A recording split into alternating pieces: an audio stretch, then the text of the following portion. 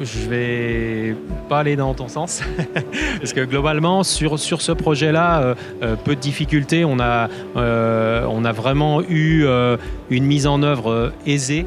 Moi j'ai été très agréablement surpris dès les premières étapes de mise en œuvre, de tests et d'utilisation de l'outil. On avait des datas et des simulations qui étaient très proches de la réalité.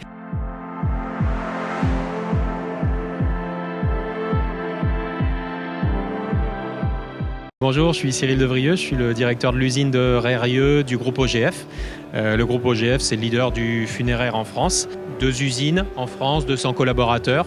Et donc on a mis en place le DDMRP via B2Wise cette année. Intéressant, explique-nous comment OGF est tombé dans le DDMRP. Qu'est-ce qui vous a amené cette idée? Le DDMRP, on a un cabinet, Maestis, qui nous a accompagnés et qui nous a orientés vers le DDMRP. On a fait un appel d'offres pour voir les sociétés qui pouvaient nous proposer ce process-là.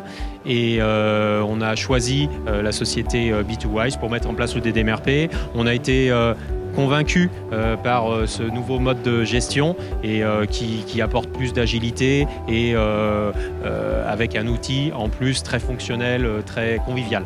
Merci. Et quelles sont les problématiques que vous avez voulu régler avec le DDMRP? Le DDMRP, on l'a choisi pour faire en sorte de mieux piloter nos flux et d'avoir une gestion qui sorte de nos gestions Excel et de nos planifications qui étaient intégralement maîtrisées par les directeurs d'usine, les chefs d'atelier. Et on a voulu mettre en place un process qui nous permettait de mieux piloter.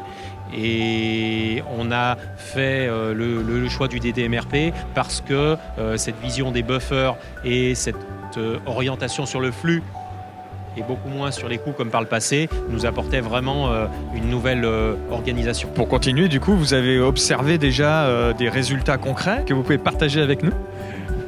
Alors aujourd'hui, en termes de résultats concrets, on a un outil que l'on utilise qui nous permet de vraiment piloter notre planification. Il est totalement interfacé avec notre ERP. On n'a pas encore mesuré d'impact sur les produits finis. Parce qu'on est en train de mettre en place et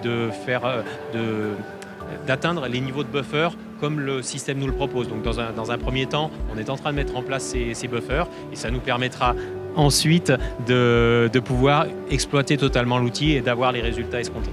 Alors tout ça, ça paraît très intéressant et très beau, mais pour partager aussi avec ceux qui voudraient se lancer, quelle est la difficulté majeure que vous avez rencontrée dans la mise en place d'une méthodologie comme ça?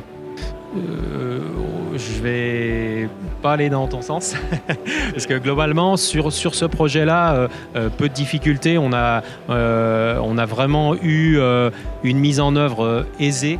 Moi j'ai été très agréablement surpris dès les premières étapes de mise en œuvre, de tests et d'utilisation de l'outil. On avait des datas et des simulations qui étaient très proches de la réalité, pas d'écueil. Donc très rapidement un outil qui nous permettait de voir comment utiliser et donc du coup de se projeter et de tout de suite l'apporter au niveau des équipes qui ont très vite adhéré au fonctionnement de cet outil-là. Donc un outil fonctionnel, convivial et qui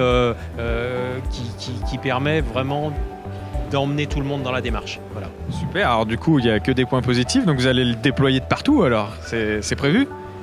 Alors aujourd'hui, il est, comme je l'ai dit, installé sur l'ensemble de la chaîne. On est en train de faire monter les buffers. Donc c'est ça vraiment notre premier objectif pour qu'on puisse atteindre le niveau de fonctionnement. Et derrière, oui, il sera installé sur l'ensemble de la chaîne des 2 usines.